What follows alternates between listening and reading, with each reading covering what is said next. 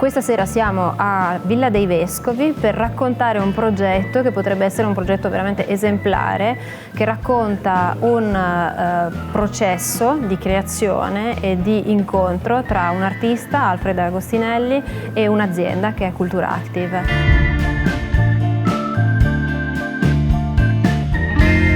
Il modo di comunicare si è evoluto. Di conseguenza è necessario, a parer mio, ma a parere dell'azienda che rappresento stasera, che è Culturactive, comunicare il patrimonio con dei mezzi diversi da quelli tradizionali. In questo caso, nel caso di Villa dei Vescovi, abbiamo avuto la fortuna di collaborare con un artista, Alfred Agostinelli, e abbiamo avuto modo di comunicare il patrimonio artistico della villa attraverso gli occhi di un fotografo.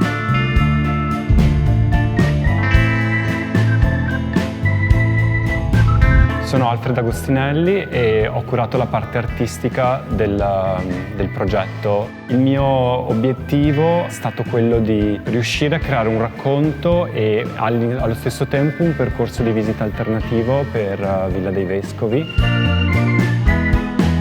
L'indagine di ricerca per noi è legata ai processi, quindi i processi aziendali o i processi di creazione artistica.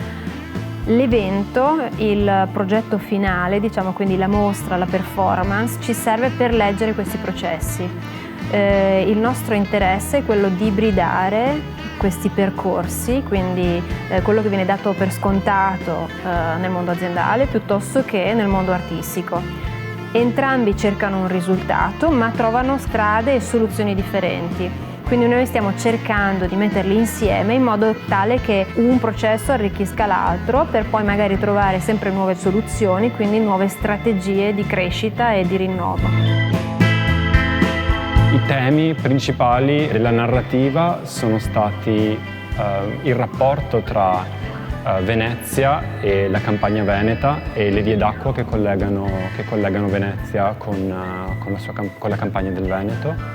E la struttura stessa della villa e questa sorta di stratificazione che c'è nei materiali, ma anche negli stili che si sono avvicendati nel tempo durante la creazione della villa stessa.